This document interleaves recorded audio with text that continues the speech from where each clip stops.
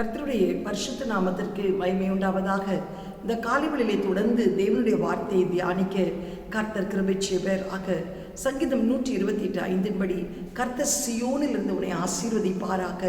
நீ எருசலேமின் வாழ்வை காண்பாய்.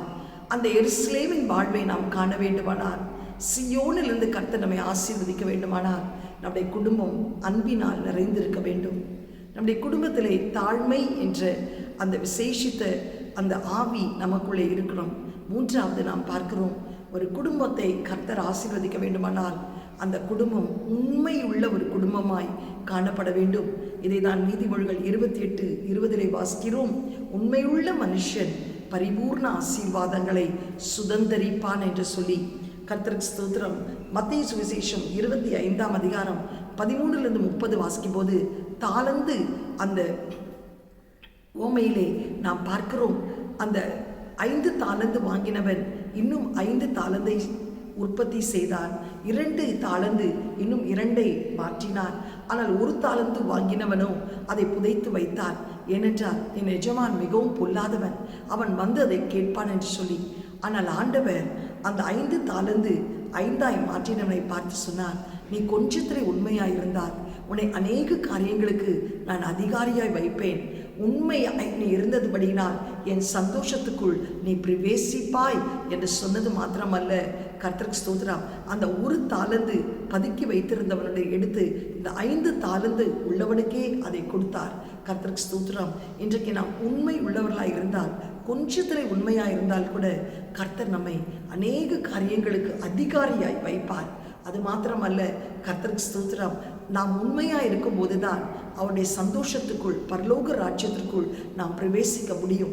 அதிகாலை ஜெபத்திலே நாம் உண்மையாக இருக்கணும். ஜெபிக்கிறதுல உண்மையாக இருக்கணும். வேதம் வாசிக்கிறதுல உண்மையாக இருக்கணும். உபவாசிக்கிறதுல உண்மையாக இருக்கணும். பரிசுத்த ஓய்வு நாளை குலைச்சல் ஆக்காதபடி குடும்பமாய் ஆலயத்துக்கு வருவதிலே உண்மையாக இருக்கணும். நாம் எல்லா தசம பாகம் காணிக்கையிலே நாம் உண்மையாக இருக்கும்போது ஆண்டவர் நம்மை பரிபூர்ண ஆசீர்வாதங்களினால் நிரப்புவார். தானியேல், கர்த்தருக்கு ஸ்தோத்திரம் உண்டாவதாக, 6:22 வாசிக்கும் போது அப்பொழுது தானியேல், ராஜாவே நீர் என்றும் வாழ்க. அதற்கு முன் ராஜா கேட்கிறார், நீ இடைவிடாமல் ஆராதிக்கிற தேவன் உன்னை தப்புவிக்க வல்லவராய் இருந்தாரா? இந்த சிங்க கெபிக்குள்ளே உன்னை நான் அனுமதித்து விட்டு நான் கடந்து போனேன். எனக்கு முழுதும் தூக்கம் இல்லை. விடிகாலையிலே எழும்பி வந்து கேட்கிறார், நீ இடைவிடாமல் ஆராதிக்கிற தேவன் உன்னை தப்புவிக்க வல்லவராய் இருந்தாரா? அதற்கு தானியேலுடைய தைரியமான ஒரு பதில் என்ன இருந்துச்சு தெரியுமா? சிங்கங்கள் என்னை சேதப்படுத்தாதபடி தேவன் தம்முடைய தூதனை அனுப்பி அவர்களின் வாயை கட்டி போட்டார். அதேனே என்றால் அவருக்கு முன்பாக நான் குற்றமற்றவனாய் காணப்பட்டேன். ராஜாவுக்கு முன்பாக நீதி கேடு செய்ததில்லை. அதேனே என்றால் நான் தேவனுக்கு முன்பாக குற்றமற்றவன், நான் உண்மை உள்ளவன். எந்த குற்றத்தையும் யாரும் என்னிடத்திலே கண்டுபிடிக்க முடியாது. ராஜாவாகிய அதிகாரியாகிய உமக்கு முன்பாக நான் எந்த நீதிகேடும் அநியாயமும் செய்ததில்லை. நான் மிகவும் உண்மை உள்ளவனாய் இருந்தேன். என் பிரதிஷ்டை, என் தீர்மானங்களிலே நான் உண்மையாய் இருந்தேன் என்று சொல்லி தன்னை குறித்தே, தன் உண்மையை குறித்து சாட்சி கொடுக்கிறதினால் தானியேலின் காரியம் எல்லாவற்றிலும் கர்த்தர் ஜெயத்தை கட்டளையிட்டார். இன்றைக்கு ஒரு குடும்பத்திலே உண்மை, கணவன் மனைவிக்கு உண்மையாக இருக்கணும், மனைவி கணவனுக்கு உண்மையாக இருக்கணும், பிள்ளைகள் பெற்றோர்களுக்கு உண்மையாக இருக்கணும், சபை மக்கள் ஊழியருக்கு உண்மையாக இருக்கணும், நாம் எல்லாரும் தேவனுக்கு உண்மையாக இருக்க வேண்டும்.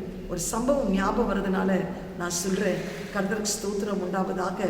ஒரு பஸ்ஸில் ஒரு மனிதன் ஏறினார். அவர் ஒரு பாஸ்டர். அவர் ஒரு பேக், ஒரு பைபிள் வைத்திருந்தார். கர்த்தருக்கு ஸ்தோத்திரம். அவர் ஏறின உடனே அந்த டிக்கெட் வாங்கினார். டிக்கெட் வாங்கின அந்த கண்டக்டர் வந்து அந்த ஊருக்கு டிரான்ஸ்ஃபர் ஆகி கடந்து வந்திருக்கிறார். அவருக்கு ஒரு நல்ல சபை வேண்டும். அதனால் அந்த சபைக்காக தேடிக்கொண்டே இருந்தார். அப்பொழுது இந்த பாஸ்டரை பார்த்த உடனே இவர் ஒரு பாஸ்டர் என்று அறிந்து கொண்டு அவர் டிக்கெட் 20 ரூபா கொடுக்கும்போது அந்த டிக்கெட்டின் விலை 18 ரூபா தான். ஆனால் இவர் 5 ரூபாய் மேலே ஜாஸ்தியாக கொடுத்து விட்டார். கர்த்தருக்கு ஸ்தோத்திரம். ஆனால் அவர் முன்னாலே நின்று கொண்டிருந்தார். இந்த பாஸ்டர் அவர்களுக்கு மீதி சேஞ்சை அவர்கிட்ட கொடுக்க வேண்டும். அவர் வருவார் என்று வெயிட் பண்ணி கொண்டே இருந்தார். ஆனால் அவர் வந்ததாக காணப்படவில்லை. பஸ் மிகவும் நெருங்கி கூட்டமாகி விட்டது.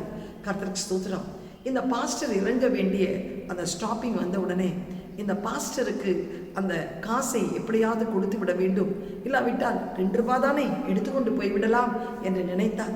அப்புறம் இல்லை அதை கொடுக்கணும் என்று பின்னாலே இருந்து முன்னாலே போய் கண்டக்டரை கூப்பிட்டு, நீங்கள் அதிகமான சேஞ்சை எனக்கு கொடுத்து விட்டீர்கள், அதனால் அதை திருப்பி கொடுக்க வந்திருக்கிறேன் என்று சொல்லி அவரிடத்தில் கொடுத்தார். அப்பொழுது அந்த கண்டக்டர் சொன்னார், நான் வேண்டுமென்றே தான் உங்களுக்கு அதை அதிகமாய் கொடுத்தேன். ஏனென்றால் இந்த ஊருக்கு நான் டிரான்ஸ்ஃபர் ஆகி வந்திருக்கிறேன்.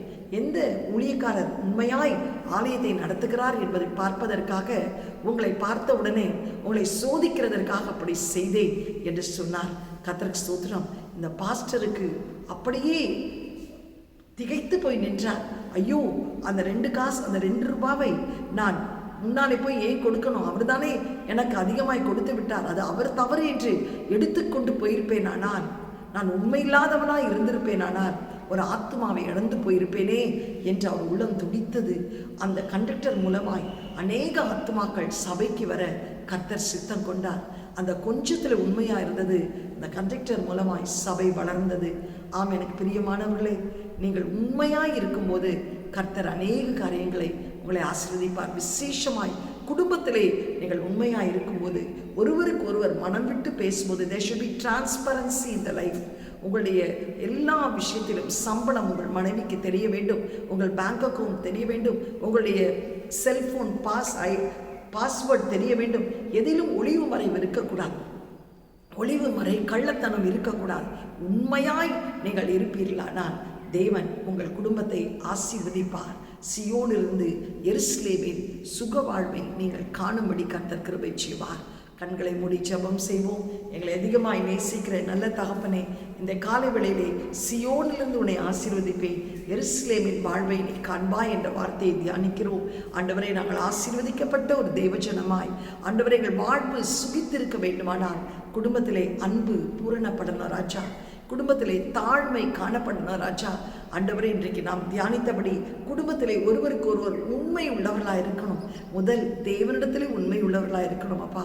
பின்பு ஒருவருக்கு உண்மையாக இருக்கும்போது உண்மையுள்ள மனுஷன் பரிபூர்ண ஆசீர்வாதங்களை சுதந்திரிப்பான் என்று வாசித்தோமே. கொஞ்சத்திலே நாங்கள் உண்மையாக இருக்கும்போது அநேக காரியங்களை எங்களை அதிகாரியாய் வைப்பீரப்பா. ஆண்டவரே, உண்மை உள்ளவன் தான் உம்முடைய சந்தோஷத்துக்குள் பிரவேசிக்க முடியும் என்று சொன்னீரே. அந்த உண்மை எங்களுக்குள்ளே ஆண்டவரே காணப்பட எங்களுக்கு உதவி செய்யும். எங்கள் குடும்பம் செழிக்கட்டும். இயேசுவின் மூலம் நல்ல பிதாவே, ஆமென். God bless you. Have a blessed day.